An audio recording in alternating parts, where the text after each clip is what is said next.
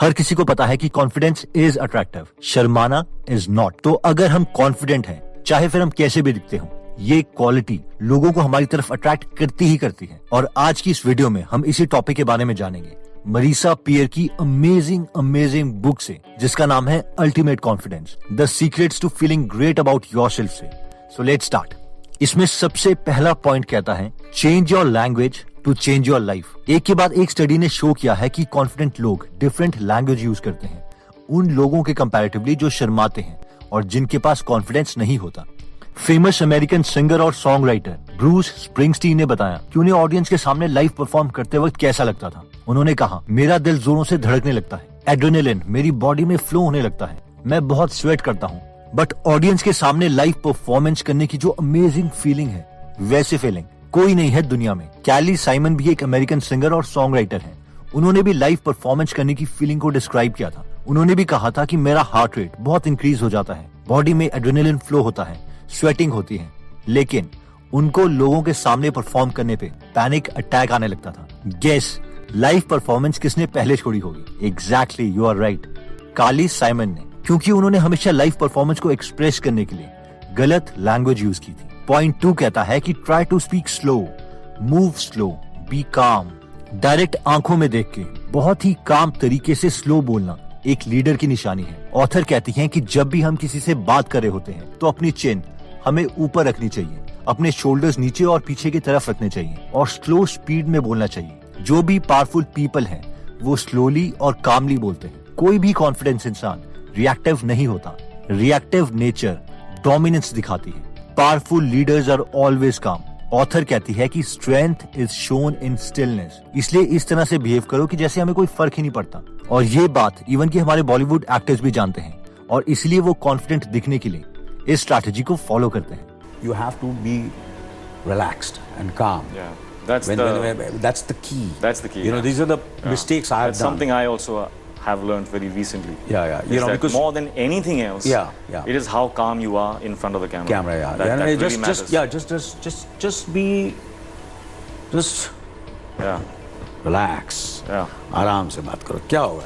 यहाँ double. Point 3 कहता है योर ग्रेटेस्ट नीड्स। ये पॉइंट कहता है कि हर इंसान की 2 सबसे बड़ी नीड्स हैं।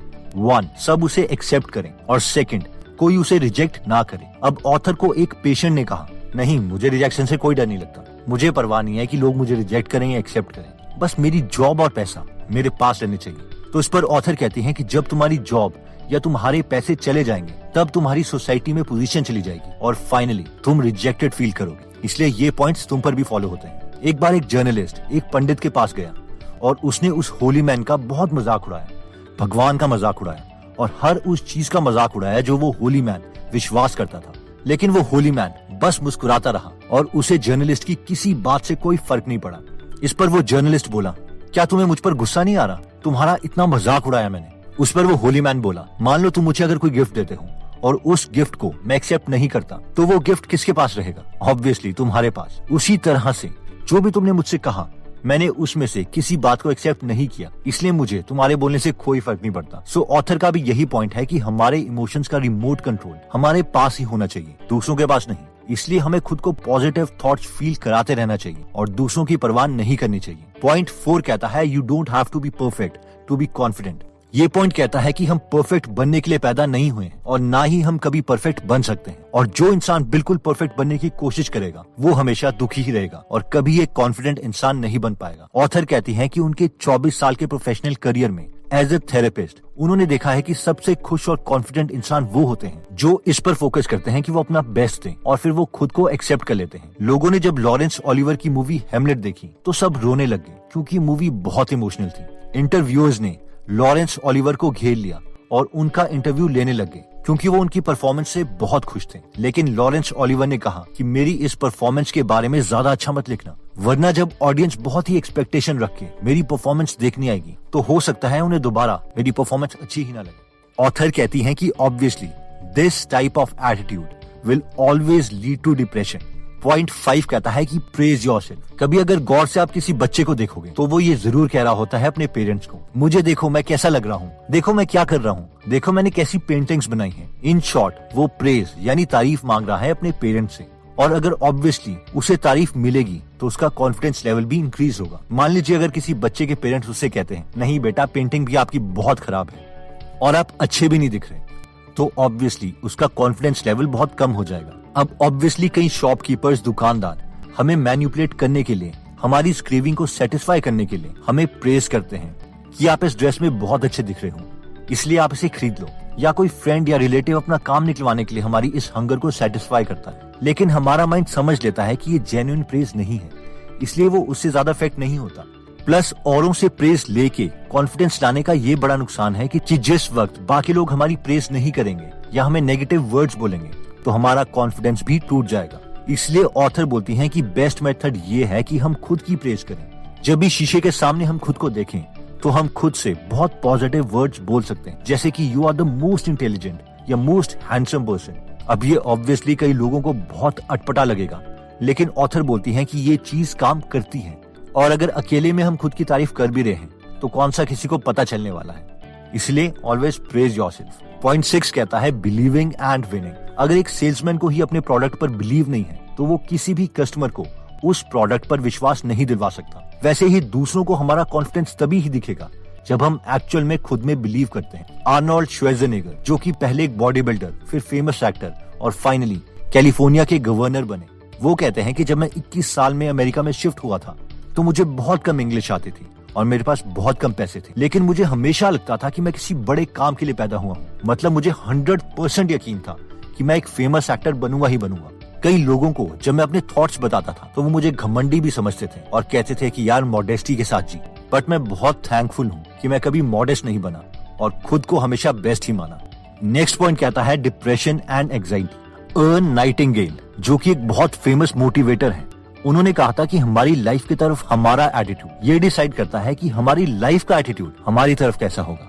ऑथर बताते हैं कि उनका एक पेशेंट था जो बहुत सक्सेसफुल था, लेकिन हमेशा डिप्रेस स्टेट में रहता था और उसे वीकेंड से बहुत नफरत थी। ऑथर जब पेशेंट को हिप्नोसिस स्टेट में लेके गई तो ऑथर को पेशेंट ने बताया कि एक बार वो अपने बोर्डिंग स्कूल से भागकर अपने पेरेंट्स के पास आ गया था और उसने अपने पेरेंट्स से कहा कि वो वापस स्कूल नहीं जाना चाहता, लेकिन उसके पेरेंट्स नहीं माने, इसलिए वो नदी के पास जाके भाग गया ताकि उसके पेरेंट्स उसे ढूंढ ना पाए। लेकिन उसके पेरेंट्स ने उसे ढूंढ लिया और एक सिडेटिव दे के बोर्डिंग स्कूल छोड़ आए और ये उसके साथ बार बार होता रहा। अब जब भी कोई वीकेंड होता तो उसे सिडेटिव दे दिया जाता और वो हमेशा वीकेंड्स में थका हुआ महसूस करता और इसकी वजह से उसे वीकेंड्स और अपने पेरेंट्स से नफरत हो गई थी। ऑब्वियसली उसके पेरेंट्स का ये एक्शन ठीक नहीं था, इसलिए ऑथर ने अपने पेशेंट से कहा कि उसके पेरेंट्स की इंटेंशन ठीक थी, क्योंकि उसके पेरेंट्स उसका फ्यूचर अच्छा करना चाहते थे। और जब उस पेशेंट के इस इंसिडेंट को ऑथर ने एक नया मीनिंग दिया तो उसका डिप्रेशन बहुत कम हुआ और कॉन्फिडेंस बहुत इंक्रीज हो गया।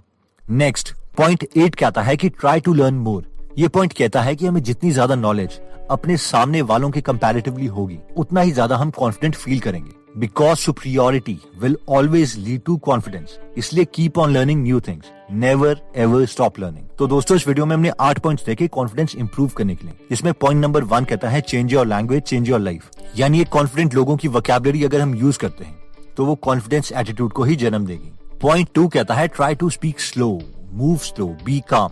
इस पॉइंट में हमने देखा था कि स्टिलनेस शोज स्ट्रेंथ, यानी जितना काम हम रहेंगे उतना ही कॉन्फिडेंट हम फील करेंगे। पॉइंट 3 कहता है योर ग्रेटेस्ट नीड्स, जिस पॉइंट में हमने एक होली पर्सन और एक जर्नलिस्ट की कहानी देखी थी कि जर्नलिस्ट के बहुत कुछ बोलने के बावजूद उस होली मैन को कोई फर्क नहीं पड़ा और ये कॉन्फिडेंस की निशानी है। पॉइंट 4 कहता है you don't have to be perfect to be confident. ये पॉइंट कहता है कि कॉन्फिडेंस पर्सन परफेक्ट नहीं होते, बल्कि एक कॉन्फिडेंस इंसान अपना बेस्ट देने की कोशिश करता है और अपनी कमियों को एक्सेप्ट कर लेता है और उसे कोई फर्क नहीं पड़ता कि लोग उसकी कमियों के बारे में क्या सोचते हैं। पॉइंट 5 कहता है प्रेज योरसेल्फ। इस पॉइंट में हमने देखा था कि प्रेज यानी तारीफ से कॉन्फिडेंस आता है, लेकिन ऑथर कहती हैं कि बेस्ट यही रहेगा कि हम हमारी तारीफ का रीजन बने, वरना अगर हम दूसरे इंसान से प्रेज ले रहे हैं और जिस वक्त उसने हमें नेगेटिव वर्ड्स बोलना शुरू कर दिया उस वक्त हमारा कॉन्फिडेंस भी डिक्रीज हो जाएगा। फाइनली पॉइंट 6 कहता है बिलीविंग एंड विनिंग, यानी एक कॉन्फिडेंस इंसान अपने ऊपर 100% बिलीव करता है कि वो अपने गोल्स को पा ही लेगा। अगर हम खुद पर बिलीव नहीं करेंगे तो हम पर कोई बिलीव नहीं करेगा। पॉइंट 7 कहता है डिप्रेशन एंड एंजाइटी। इस पॉइंट में हमने देखा था कि अगर हम अपने डिप्रेशन का रीजन पता करके उससे एक अच्छा नया मीनिंग दे सके तो हम उस डिप्रेशन को खत्म कर सकते हैं और एक कॉन्फिडेंस इंसान बन सकते हैं। फाइनली पॉइंट 8 था ट्राई टू लर्न मोर। ये पॉइंट कहता है कि एक ज्यादा नॉलेजेबल इंसान ग्रुप में अपने को ज्यादा कॉन्फिडेंट ही फील करता है। इसलिए हमने आपके लिए गीगल एप्लीकेशन बनाई है, जहां पर आप दुनिया के मोस्ट एक्सपीरियंस्ड लोगों के द्वारा लिखी हुई बुक समरीज को पढ़ और सुन दोनों सकते हैं। यहाँ पर 130 से ज्यादा बेस्ट ऑफ बेस्ट लोगों की समरीज फ्री में अवेलेबल है। तो अगर आप इस एप्लीकेशन में इंटरेस्टेड हैं, तो इसका लिंक हम डिस्क्रिप्शन में दे देंगे। दोस्तों, हमने एक और नया सेक्शन स्टार्ट किया है गीगल एप्लीकेशन में, जहां पर हम बेस्ट राइटर्स की मोटिवेशनल स्टोरीज बहुत ही एंटरटेनिंग वे में लेके आए हैं। राइटर्स जैसे कि William Shakespeare, Munshi Premchand etcetera. तो आप इसे सुन के हमें जरूर बताएं कि ये नया सेगमेंट आपको कैसा लग रहा है। एनीवेज दोस्तों, अगर आप ऐसी नॉलेजेबल वीडियोस मिस नहीं करना चाहते, तो सब्सक्राइब करने के बाद बेल का बटन जरूर दबा दीजिए। आप कमेंट करके ये भी बता सकते हैं कि आप नेक्स्ट वीडियो किस टॉपिक पर चाहते हैं। जल्दी हम आपसे दोबारा मिलेंगे। जय हिंद।